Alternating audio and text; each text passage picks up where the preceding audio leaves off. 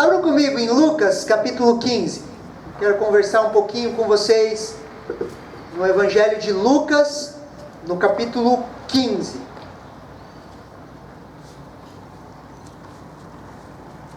Lucas, capítulo 15.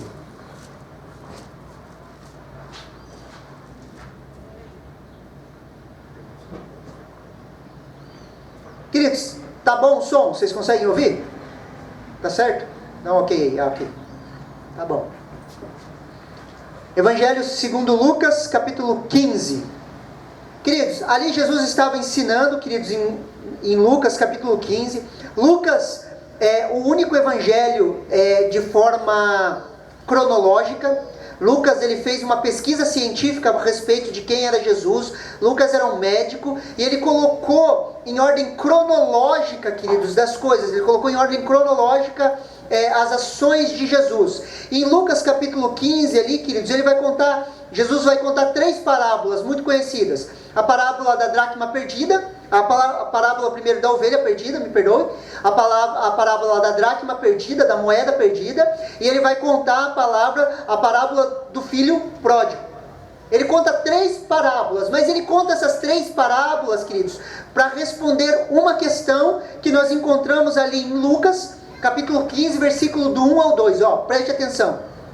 Olha o que a palavra de Deus fala. Aproximavam-se de Jesus todos os publicanos e pecadores para o ouvir, e murmuravam os fariseus e os escribas, dizendo: este recebe pecadores e come com eles. Amém? Qual que é a questão que surgiu, queridos? Surgiu uma questão em meio dos fariseus e dos escribas, porque eles murmuravam e ficavam perguntando: por que Jesus, ele senta com publicanos e pecadores? Eles já observavam o ministério de Jesus, alguns confabulavam que Jesus poderia ser, sim, o Messias, e eles ficavam imaginando isso. Ele pode ser o mestre, ele pode ser o Messias, ou ele pode ser o profeta. E eles ficavam olhando para as ações de Jesus, mas quando Jesus estava ensinando, Jesus se assentou com publicanos e pecadores, o que não era permitido segundo a tradição e as leis dos fariseus. E eles ficaram ali: o que esse cara está sentado com publicanos e pecadores? Então ali, queridos, haviam 2 classes de pessoas: os fariseus e os escribas. Os fariseus eram a linha mais rígida do judaísmo, eles tinham a lei dentro da lei. Preste atenção aqui, os fariseus, eles eram tão rígidos que eles tinham a lei dentro da lei. Imagina a lei de Deus como se fosse um quadrado assim, ok? Os fariseus, eles eram tão rígidos que eles fizeram uma lei dentro da outra lei, para não ter perigo de ultrapassar a lei de Deus. Por exemplo, eles chegavam ao absurdo de falar assim: a lei falava, guarde o sábado, não trabalhe no sábado. O que os fariseus colocaram a mais? Por exemplo, se você cuspisse no chão em dia de sábado, o teu cuspe ia girar e arar a terra. Era considerado trabalho, você estava pecando. Consegue entender? Os fariseus eram extremamente rígidos, queridos, extremamente rigorosos com relação à lei. Eles eram extremamente religiosos. Os escribas, queridos, eram os homens considerados os doutores, os mestres, os especialistas no estudo e na aplicação da Torá. Eram os mestres da lei. E a outra classe de pessoas que existiam ali eram os publicanos e os pecadores. Os publicanos, queridos, eram os cobradores de impostos do Império Romano. Então os judeus, eles tinham que pagar os impostos aos publicanos. E muitas vezes esses publicanos, eles estavam envolvidos em corrupção. Só que isso só acontecia lá no Império Romano, não acontece nos dias de hoje. E eles estavam envolvidos em corrupção, queridos. Eles eram corruptos. Se você vê a história de Zaqueu era um publicano cobrador de impostos. Tanto é que quando Jesus vem falar com ele fala: se eu defraudei alguém, eu vou devolver o dinheiro. Por quê? Porque ele sabia que ele tinha defraudado. Porque era a cultura que vivia na época. Então os publicanos eram essas pessoas, queridos. E eles sofriam um grande repúdio da casta religiosa dos fariseus. E os pecadores eram todos aqueles que não seguiam as leis e as tradições. Ou os gentios. Então, existiam essas duas classes de pessoas, queridos, os fariseus e os escribas, e os publicanos e os pecadores, aqueles que cumpriam a lei de forma rígida, e os gentios, aqueles que eram pecadores. E a grande questão era, por que Jesus senta com essas pessoas? Então ele vai lá, explica a parábola da ovelha perdida, que se você tem 99 ovelhas, você deixa as 99 e vai atrás daquela ovelha perdida. Daí ele explica a parábola da dracma perdida, ele fala a parábola do filho pródigo. A parábola do filho pródigo, queridos, não se foca no erro do filho, porque muitas vezes nós pregamos e focamos no erro do filho. Só que qual que era a questão? Porque Jesus senta com pecadores. Então a parábola vem para responder o amor de um pai que espera por seu filho, do perdão do pai, do perdão de Deus. Era esse o foco da parábola. Tanto é que quando o filho volta, Jesus dá ênfase no filho mais velho, que era um religioso. Ah, como que você faz uma festa para esse aí? Como que você mata o novilho gordo? Era aquele especial que estava guardado. E o filho mais velho questiona isso, e o pai fala assim, tudo que é meu é seu, você poderia estar aproveitando, só que você tem uma mente de escravo, você tem a mentalidade de escravo. Só que eu quero conversar um pouquinho com vocês hoje, queridos, sobre a parábola, que colocam como a parábola da dracma perdida, que está em Lucas, capítulo 15, versículo do 8 ao 10. Acompanhe comigo a leitura. Ou qual mulher que tendo 10 dracmas, se perde uma dracma, não acende a candeia, varre a casa, busca com diligência até achar, e achando-a, convoca as amigas e vizinhas, dizendo, alegrai-vos comigo, porque já achei a dracma perdida. Assim vos digo que há alegria diante dos anjos de Deus, por um pecador que se arrepende. Amém, queridos? E o tema da minha mensagem hoje, queridos, é em busca do valor perdido. Esse é o tema da minha mensagem. Quando nós olhamos, queridos, essa parábola, que ela fala de uma dracma, algumas traduções vão colocar como moeda, nós achamos assim que é uma moeda de 10 centavos que aquela mulher perdeu. O que ela ficou perdendo tempo para procurar aquela moeda?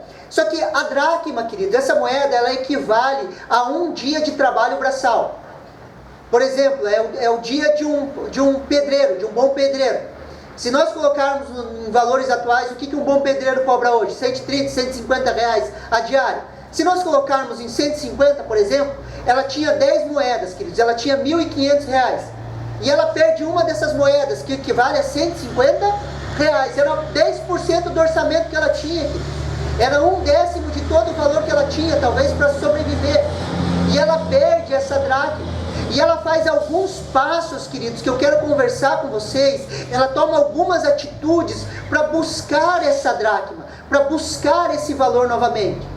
Queridos, na nossa caminhada, queridos, na nossa caminhada como família, na nossa caminhada como igreja, na nossa caminhada como ministério, na nossa caminhada pessoal, no nosso andar com Jesus, queridos, muitas vezes nós perdemos valores. Nós esquecemos de coisas que nós fazíamos. Nós acabamos perdendo esses valores, e muitas vezes nós temos que parar e resgatar esses valores, buscar esses valores. Se você olhar na sua caminhada, muitas vezes você vê que quando você recebeu a Jesus, uma alegria, algo te impulsionava a buscar a Deus, e muitas vezes nós perdemos esses valores. Nós vemos nos casamentos, pessoas que no namoro, no noivado, eram extremamente apaixonadas, viviam, e quando casam, queridos, perdem valores. Perdem talvez valores de respeito, perdem valores de consideração, perdem valores de confiança. E muitas vezes nós temos que parar tudo, queridos, e buscar esses valores novamente. E essa mulher, ela toma algumas ações, queridos, para resgatar esse valor que ela tinha perdido. E a primeira ação que ela faz, queridos, ela acende a candeia. Repita dentro do seu carro assim, acende a candeia. Queridos, nós precisamos acender a luz, nós precisamos andar na luz, nós precisamos acender a candeia. Efésios capítulo 5, versículo 8, olha o que a palavra de Deus diz. Efésios capítulo 5, versículo 8. Porque noutro tempo eras trevas, mas agora sois luz no Senhor, andai como filhos da luz. 1 Tessalonicenses 5:5, porque todos vocês sois filhos da luz, filhos do dia. Nós não somos noite nem trevas. Eu e você, queridos, nós somos filhos da luz, e nós devemos andar como filhos da luz, nós devemos andar na luz. Somos filhos da luz, queridos, chamados para andar na luz. Na luz aonde, queridos? Em nossos relacionamentos, em nossas casas, aonde não temos segredos, onde não temos uma vida oculta. Isso é andar na luz. Quando nós falamos de relacionamentos, queridos, quando nós falamos de igreja, quando nós falamos de casamento, quando nós falamos de família, nós precisamos entender uma coisa, queridos: nesses ambientes não pode ter trevas. Nós não somos da noite, nós não somos das trevas, nós somos do dia, nós somos da luz. Pastor, o que é andar em trevas em relacionamentos? Ter segredos, ter uma vida oculta, ter o histórico do seu computador que ninguém pode mexer. Isso é andar em trevas. Ter comportamentos que você não teria na frente do seu cônjuge em outros lugares. Ter palavras e conversas e atitudes que você não teria na frente do seu pastor em outros ambientes. Você consegue me entender? Quando nós começamos a viver uma vida oculta, queridos, de segredos, onde nós tentamos nos esconder, onde as pessoas não podem saber o que nós fazemos, isso é andar em trevas.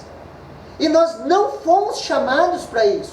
Nós fomos chamados para andar em luz. E quando nós estamos andando na luz, queridos, não há acusação contra as nossas vidas. Por quê? Porque aonde eu sou em um ambiente, eu sou em outro.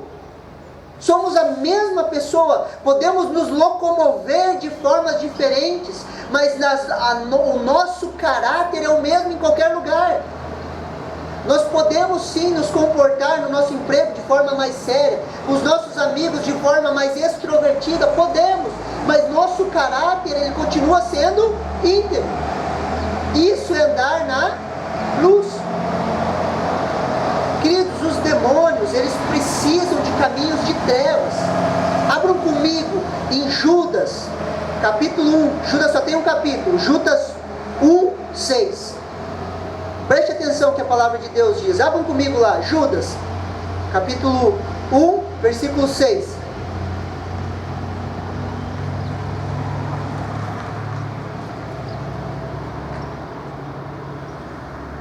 Olha o que a palavra de Deus diz.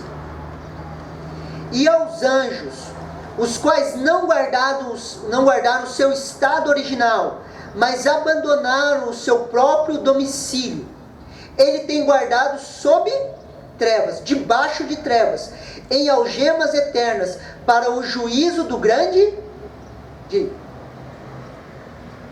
Quais são os anjos que não guardaram o seu estado original? Foram os anjos que se rebelaram com Satanás. E Deus tem guardado eles sob trevas. Amém? São caminhos de trevas. Eles só podem estar em trevas. Aonde há luz não há demônios. Consegue me entender? E eles precisam encontrar lugares de trevas nas nossas vidas para poder nos tocar, queridos. E esse que é o grande problema, queridos. Nós precisamos trazer luz sobre as nossas vidas. Eles precisam de trevas para se locomover. Aonde tem carniça, tem urubu. Aonde tem trevas, tem demônios. Mas nós somos filhos da luz, amém?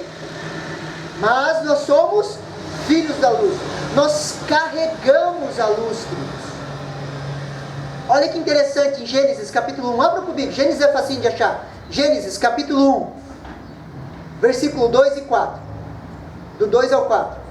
Gênesis capítulo 1, versículo do 2 ao 4.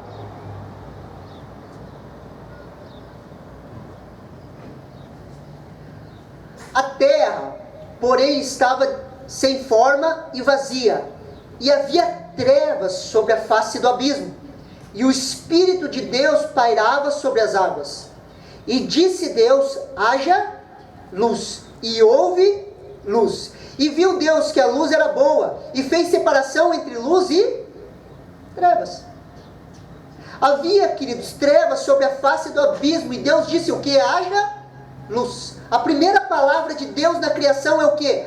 Haja luz. E houve luz. Eu e você, queridos, somos chamados a fazer a mesma coisa, queridos, a trazer luz aonde há trevas.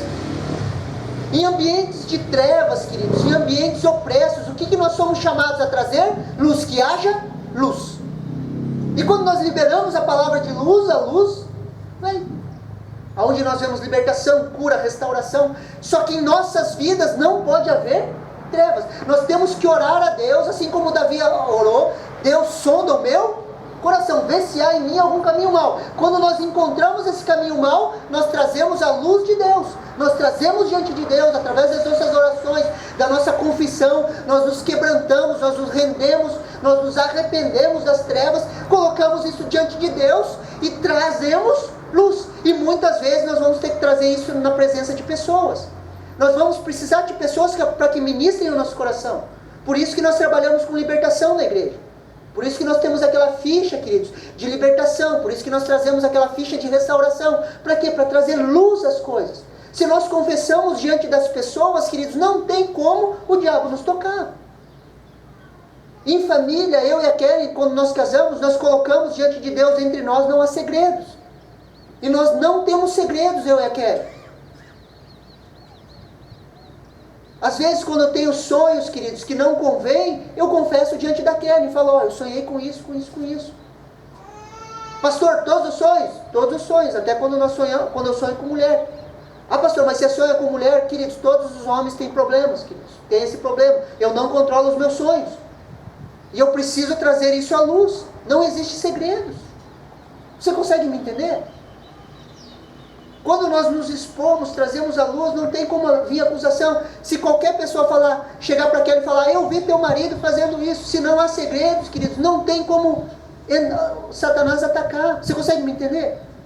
Não existe trevas. Traga luz para a sua vida. Traga luz aquilo que está oculto. Acenda a candeia. Acenda a luz. No tabernáculo, queridos, quando o tabernáculo era dividido em 3 partes, queridos. Havia o átrio onde qualquer pessoa estava. Havia o santo lugar onde o sacerdote entrava e o santo dos santos. O sacerdote entrava uma vez por ano. A luz no lugar santo, queridos, a luz no lugar santo, ela vinha da menorá, do candelabro, daquela figura com 7 lâmpadas. O candelabro, ele simboliza, queridos, a manifestação dos 7 Espíritos de Deus, ou as 7 manifestações do Espírito de Deus. E o candelabro que trazia a luz da revelação, queridos. Quando nós acendemos a luz, nós permitimos que essa luz do candelabro ilumine as nossas vidas. O espírito de conhecimento, de sabedoria, de temor do Senhor começa a aquecer e acender a nossa vida. Só que nós precisamos nos expor à luz. Nós não andamos em trevas. Viver em trevas é terrível. Viver com vida oculta é terrível. Viver escondendo as coisas é terrível. Nós não fomos chamados para isso, amém? Qual que é o segundo ponto que ela faz, querida? Ela varre a casa. João 8,32, um texto muito conhecido e tem sido muito falado até no meio da política. A palavra de Deus fala assim: e conhecereis a verdade vos libertará.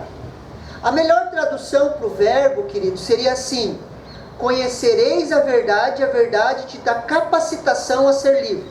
A verdade te capacita a ser livre. Deixa eu explicar melhor para você. Não é algo que acontece automaticamente quando nós conhecemos a verdade. É como se Jesus abrisse a porta da prisão, ok? Você está em um lugar e eu estou preso aqui. Imagine uma cela aqui. Quando eu conheço a verdade de Jesus, o que acontece? A porta da cela se abre. Ele me deu a capacitação de ser livre. Cabe a mim sair dessa cela ou não, ou ficar ali. Consegue me entender? Conhecereis a verdade e ela vai te capacitar a sair da cela. Só que os passos para sair da prisão são dados por mim, amém? Consegue me entender? Cabe a nós sairmos dela. Quando nós trazemos a luz, queridos, quando nós acendemos a luz, nós começamos a ver as sujeiras, ok? Quando você entra em um quarto escuro, queridos, você não consegue ver a sujeira, mas quando você acende a luz, você começa a perceber a sujeira. Sempre que nos aproximamos da luz, queridos, sempre quando nós chegamos mais perto de Deus, nós começamos a enxergar as nossas mazelas. Tudo aquilo que estava escuro começa a vir à tona. Está me entendendo? Todas as vezes que você vai se aproximando de Deus, você vai reconhecendo a sua mazela. É a mesma coisa que um pintor ou alguém que está preparando uma parede. Sabe quando ele pega e acende aquela luz branca na parede? Você olha a parede assim, parece que ela está perfeitinha. Mas você já viu, se você colocar uma luz branca, você vê toda a deformidade dela? Sim ou não? É assim que as pessoas fazem. Eles colocam a luz. Quando Deus começa a colocar a luz em nós, nós começamos a ver a nossa deformidade. O que nós precisamos fazer? Varrer a casa. Varrer a casa. Quando a luz vem, queridos, nós varremos a casa. O que nós precisamos fazer? Tirar a sujeira. Isso é uma manutenção diária, queridos. E não dá para terceirizar. Pastor, não dá para contratar uma empregada para varrer a casa? Não, queridos. Não dá para terceirizar. Eu não gosto de varrer a casa, queridos, mas toda a refeição, queridos, principalmente com as minhas crianças pequenas, parece um passarinho comendo.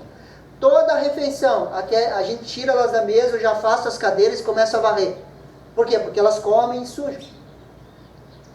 E isso, queridos, é uma manutenção diária nas nossas vidas. Sabe por quê? Porque se você está em Cristo, se você está deixando Jesus falar com você, a vereda do justo é como a luz da aurora, que vai raiando até se tornar dia perfeito. Se você está na caminhada, você está chegando mais perto do dia perfeito. E quanto mais você anda, mais perto da luz você está, mais você vai vendo suas mazelas e mais você vai ter que varrer a casa. E quando isso acontece, você para de julgar os outros.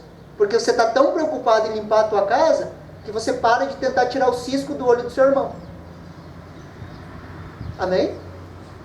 E isso é uma manutenção diária, queridos. Nós precisamos fazer isso. Nós precisamos nos render diante de Deus, confessar os nossos pecados, deixar Deus trabalhar, e isso é todos os dias. O que ela faz em seguida, queridos? Ela busca com diligência.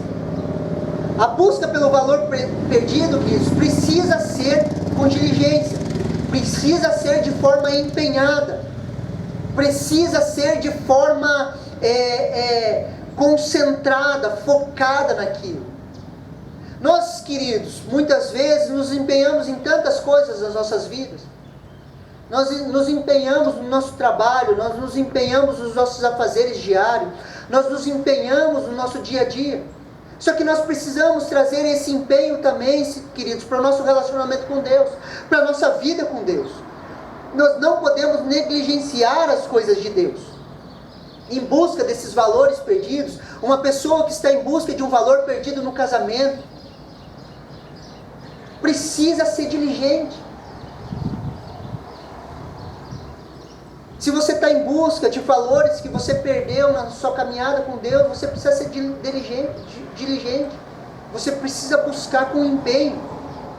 O outro ponto, queridos, é até achar. Ela foi diligente até achar. Enquanto a diligência tem a ver com a qualidade da busca, o até achar tem a ver com a duração da busca. Então nós precisamos ser diligentes até achar. Precisamos ter perseverança, queridos. A perseverança tem a ver com a duração da busca. Em busca do valor perdido, queridos, nós precisamos ir até achar. Existem coisas que acontecem de forma rápida nas nossas vidas e outras demoram um pouco mais. Alcançamos as promessas de Deus, queridos, não somente com a fé, mas com a fé e com a perseverança. Olha o que Hebreus 6, capítulo 12 fala. Assim, não se tornaram displicentes, mas seguiram o exemplo daqueles que, por causa da sua fé e perseverança, herdaram as promessas. As promessas de Deus para as nossas vidas, elas se manifestam através da fé e da perseverança. Eu e você precisamos ser perseverantes. Deus tem promessas para nós, queridos. Deus tem promessas para o Brasil. E nós precisamos lembrar das promessas para o Brasil. Deus tem promessas para o Brasil, queridos. E nós vamos alcançar essas promessas como? Pela fé e pela perseverança. Eu e você somos aqueles que perseveram. A caminhada com Deus, queridos, não é uma corrida de 100 metros, é uma maratona. Nós precisamos perseverar naquilo que Deus tem falado conosco. Algumas traduções, queridos, vão falar pela fé e pela paciência. Então nós varremos a casa, nós procuramos com diligência até encontrar. Enquanto não se manifestar, eu não paro. Enquanto as coisas de Deus não se alinharem na minha vida, eu não paro. Eu continuo buscando com diligência até conseguir. A caminhada com Deus, queridos, tem mais a ver com perseverança que com qualquer outra coisa. Jesus fala muito, permaneçam. Permaneçam. Permanecer é o quê, queridos? É ter perseverança. Errou, conserta e permanece. Errou, conserta e permanece. Permaneçam em mim e eu vou permanecer em vocês. Amém? Último ponto, queridos. Antes que você durma no seu carro. A alegria. E achando, convoca as amigas e vizinhas, dizendo, alegrai-vos comigo, porque já achei a dracma perdida. Alegrai-vos comigo. Queridos, nós precisamos aprender a nos alegrar. Tudo o que celebramos é nosso. Preste atenção aqui, tudo que você celebra é seu. Aprenda a celebrar. Queridos, eu aprendi essa lição com o pastor Arno. Uma vez nós estávamos lá na igreja, e daí na igreja a gente fazia de tudo, queridos. Pintava a igreja, lavava a igreja, carregava tijolo, e nós estávamos mudando uma pilha de tijolo de um lado para o outro. Quem já mudou pilha de tijolo sabe como é, né? E nós carregando tijolo, eu e o Arno lá carregando tijolo, para baixo e para cima. Quando a gente terminou, ele saiu pulando assim, gritando. Eu falei, meu Deus, pastor, está ficando louco, estou morrendo de cansado. Ele segurou no meu ombro e falou assim, aprenda a celebrar, tudo que você celebra é seu. Aprenda a celebrar as pequenas conquistas. E aquilo foi um marco para mim, queridos, porque eu tinha muito problema com alegria. Quando eu me converti, queridos, ou quando eu fui batizado, quando eu fui batizado com o Espírito Santo, queridos, quando o Espírito Santo veio sobre a minha vida foi transformada. Só que antes de eu ser batizado com o Espírito Santo, queridos, eu era muito racional e lógico. Meus amigos falavam assim para mim, tem um amigo meu que falava assim para mim, cara, eu não conheço ninguém mais pé no chão que você. Só que não é que eu era pé no chão, eu era pessimista mesmo. Sabe a lei de Murphy? Se há uma possibilidade de dar errado, vai dar errado. E era assim que eu guiava a minha vida. Extremamente irracional, cético e lógico. De repente o Espírito Santo vem sobre a minha vida e vira a minha vida de ponta cabeça. Só que mesmo assim, queridos, isso foi um processo de tratamento. Eu estava fazendo em 2007 a escola de profetas, queridos, e eu sempre estava carrancudo, bravo, cara fechado. Vivia achando que estava em batalha espiritual. Ah, pastor, a batalha espiritual não existe? Existe, queridos, mas nós precisamos aprender a lidar com ela. E eu estava sempre carrancudo. E eu, no meio de uma aula na escola de profetas, no último dia da escola, eu dei uma risada na escola. Os homens que estavam lá se assustaram e falaram, que bom. Eles não me conheciam, era de outra igreja. Eles falaram, que bom ver você sorrir. Porque você sempre está de cara fechada. Você sempre está sério, carrancudo. E aquilo mexeu comigo. Eu falei, meu Deus, o que é isso? E eu tinha muita dificuldade, queridos, com alegria. Porque eu achava que espiritualidade era o quê? Era estar de cara fechada. O que você tem? Estou brigando com o diabo. Estou levando a minha vida séria, na caminhada com Deus. Filho de japonês. Já viu esse japonês rir? É um troço esquisito, né? É 2 risquinhos no olho, 1 risquinho na boca. O japonês não se expressa. Meu pai, eu não via meu pai rir, querido. Meu pai sempre estava bravo, carrancudo. E eu falava o quê? É assim que nós devemos ser. E ainda mais quando estava na igreja. É assim, eu sou um homem sério. Queridos, e isso foi um tratar na minha vida. Eu tenho me esforçado até hoje, queridos, para se alegrar, queridos. Olha o que Gálatas, capítulo 5, versículo 22 ao 23, ele fala sobre a nossa natureza.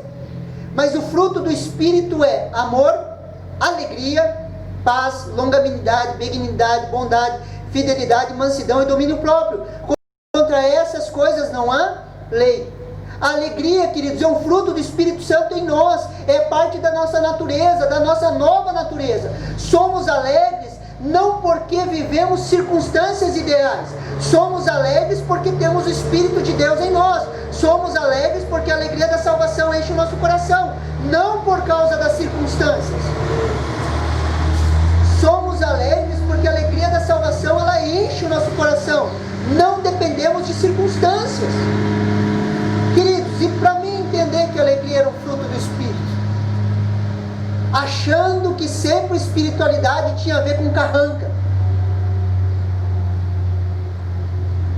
nós precisamos aprender a celebrar. Queridos, esses dias eu pensando como eu pensava antes. Você já pensou como você pensava antes? É interessante, pense como você pensava antes, comece a se lembrar de como você via o mundo antes de Jesus. Queridos, chegou um tempo na minha vida, queridos, que eu não gostava nem de tirar férias, nem ir para a praia. Sabe por quê? Quando eu estava indo para a praia, eu já estava pensando, não adianta, eu vou ficar lá 7 dias festando, mas vou ter que voltar para casa, para essa vida miserável. E eu nem curtia as férias, porque eu já ficava pensando, não adianta, isso é ilusão, vou lá ficar lá e depois vou voltar. Ai, desgraça. Não conseguia se alegrar, queridos, com as coisas. Até que o Espírito Santo veio sobre a minha vida. Estou em um processo de mudança, mas estou muito melhor do que eu era antes. Hoje eu não sou mais tão pessimista. Hoje eu olho as coisas e falo, Jesus está à frente. Amém? Olha que interessante, o último texto, João, capítulo 15, versículo do 5 a 8. Eu gostaria que você abrisse esse texto comigo. João, capítulo 15, versículo do 5 ao 8.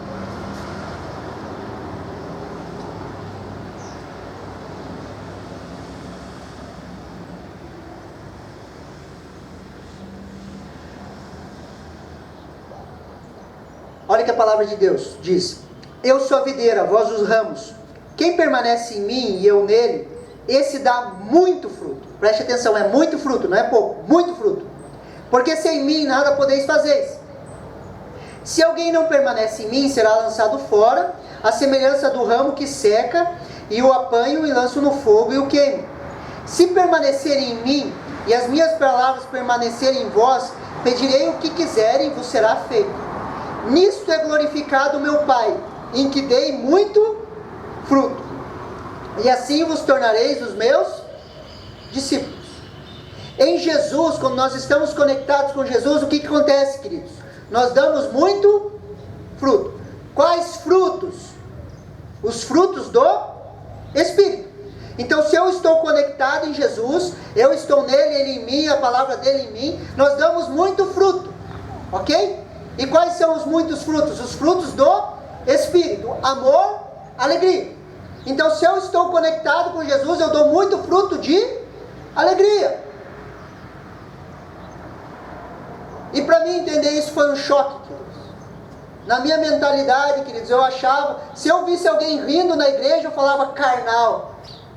Ó, são tudo carnal. Se estivessem na luta, na peleja, na batalha, não estariam rindo desse jeito. É verdade, eu pensava assim. Se eu estou nele e ele em mim, eu dou muito fruto. E uma das manifestações do fruto do Espírito Santo é a alegria. Alegria. E qual que é o resultado disso, queridos? Versículo 8. Nisto é glorificado o meu Pai, em que dê muito fruto, e assim vos tornareis os meus discípulos. Quando damos os frutos, queridos, o Pai é glorificado. O Pai é glorificado nos frutos da alegria, não nos frutos da carranca. Assim nos tornamos discípulos de Jesus. Somos como Ele e servimos como Ele. Por isso que eu tenho total confiança de dizer que Jesus era um homem alegre. Jesus não era aquele cara de chapinha que a gente via nos filmes andando assim duro, assim, sabe? Que não tinha expressão assim, ele não ria, só falava assim. Parecia que estava quase flutuando, pensamento gnóstico assim. Jesus não era assim, queridos. Jesus brincava, ele tinha seus momentos com seus discípulos, ele era um homem alegre. Amém, queridos?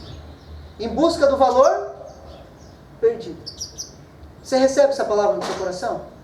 Querido, se há algo que você precisa resgatar na sua vida, se há algo que você precisa resgatar nos seus relacionamentos, se há algo que você precisa resgatar, queridos, na sua vida com Deus, eu te desafio essa semana a você trabalhar esses passos, a você trazer a luz, queridos, a você varrer a casa, a você buscar com diligência, queridos, até você conseguir encontrar. E quando você encontrar, queridos, você me chama na sua casa e você faz um churrasco para o pastor para a gente se alegrar junto. Amém? Te desafio, faça essa semana isso. E daí você fala, pastor, achei o valor perdido, vamos comemorar. Eu fiz uma picanha para o pastor lá em casa. E daí nós se alegramos juntos. A Su gosta bastante de picanha, ela vai junto. Diz que ela come bastante picanha. Amém, queridos? Você recebe essa palavra no seu coração?